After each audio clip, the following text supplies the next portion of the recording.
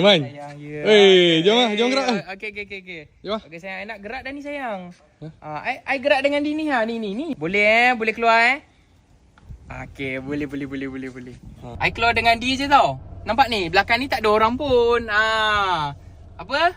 Nak tengok bonet? Lan, tolong buka bonet jap. I dekat pintu utama ni. I nak end call jap Nanti lepas I masuk pintu kedua, I call you balik Okay, aku dah ada plan dah hari ni. Kita pergi makan, lepas tu kita pergi karok, kita pergi tengok movie. Tengok movie? Hello you. Ni Lan dia ajak pergi tengok movie lah. Oh yeah, okay. Ada tak hall yang lelaki je? Ambil yang tu, hall tu lah. Man, ni kau nak makan apa man? Kejap, aku tanya ke friend aku jap. You, I patut makan apa hari ni Oh, okay. Girlfriend aku tak bagi aku makan tu. Okay man, aku ada hadiah untuk kau hari ni man. Aku nak bagi kau perfume daripada Mona Cruz. Serius lah. Ya Allah, buka sikit. Cantik kan botol ni?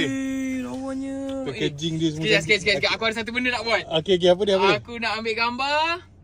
Aku nak update ke friend aku jap.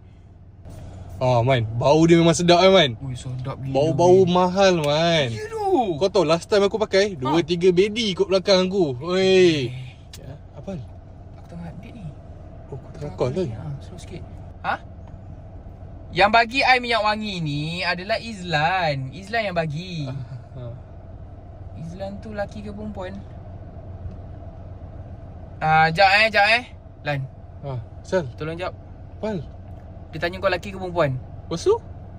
Buka seluar tunjuk dia jap.